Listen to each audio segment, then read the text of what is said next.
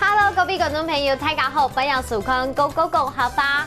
作为按道嘅料理，今日民族呢要带大家来大复习一下。今日作为两次春两的走马节，我们就一边来学做料理，一边来复习看看吧。我们来看一下今天要学的词，这个就是这个，很简单，碗公。碗公的客家话就是叫做碗公。碗公。好，现在呢，我就要先把我的姜片下去，让它煸香一下下。稍微腌制过的鸡肉放下去，让它先来爆炒一下子喽。先把它呢移到另外一个盘子里面，因为接下来我要处理的就是我的寿司的部分，就是这个红糟。红糟客家话还记得吗？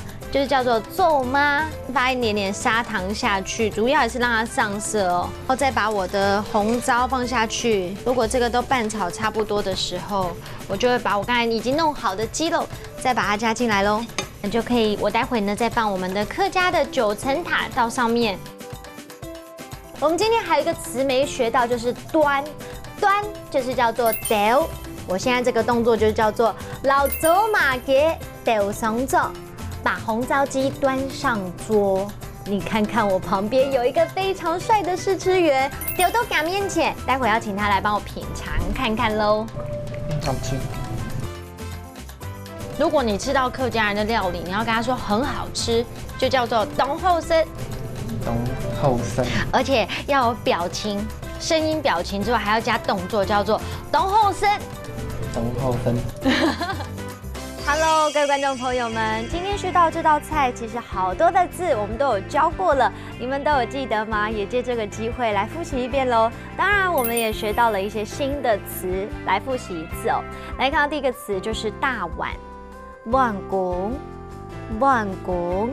第二个呢，我们要学到这个动词，也就是端，这样端哦。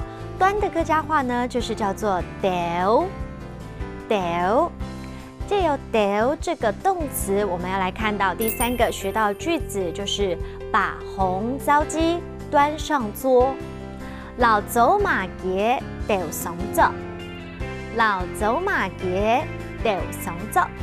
你们都有学会了吗？你们很棒哎，学到了很多不同名词、形容词还有动词了，一起进步喽！明天见，拜拜。